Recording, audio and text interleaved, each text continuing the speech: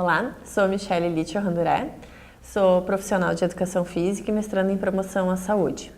No ano de 2013 eu participei da intervenção, essa que foi uma intervenção interdisciplinar. Fui uma das responsáveis pela parte dos exercícios físicos, onde o objetivo central era a melhora da aptidão cardiorrespiratória das crianças.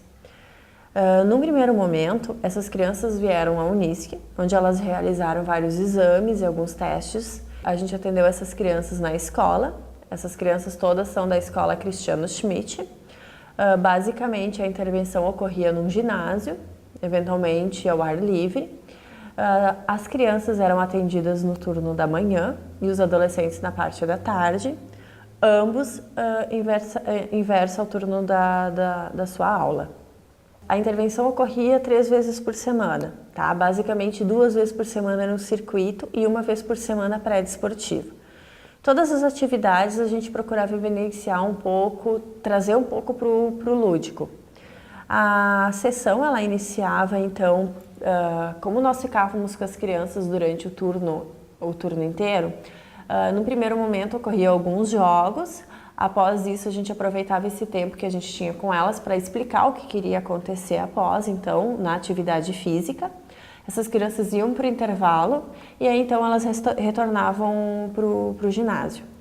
Aí, a gente colocava, então, os polares, né, o frequencímetro nas crianças. A intensidade sempre era controlada através da frequência cardíaca de reserva.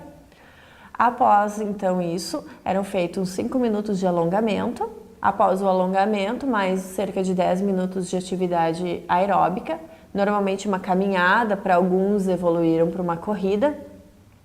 E então se iniciava a atividade principal. Depois da atividade principal era finalizada então com mais 5 minutos de alongamento. As atividades, como eu falei, circuito e pré-desportivas. O circuito eram divididos em 25 sessões. Essas sessões elas consistiam em pular corda, arremesso, piques de curta distância, deslocamentos laterais. Era feito sempre 1 minuto para cada sessão, para cada das 25 sessões. Um professor ficava responsável sempre com o cronômetro e ele avisava a troca então de sessão através de um apito. Os demais professores e alunos bolsistas que estavam presentes, eles auxiliavam tanto na troca das sessões, quanto na correta execução, então, dos exercícios. As atividades desportivas, elas sempre tinham uma boa parte de exercícios pedagógicos antes, né?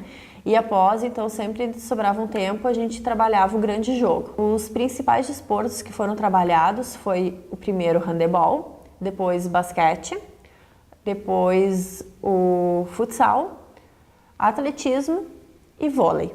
Além desses desportos, a gente teve ainda a colaboração de alguns colegas.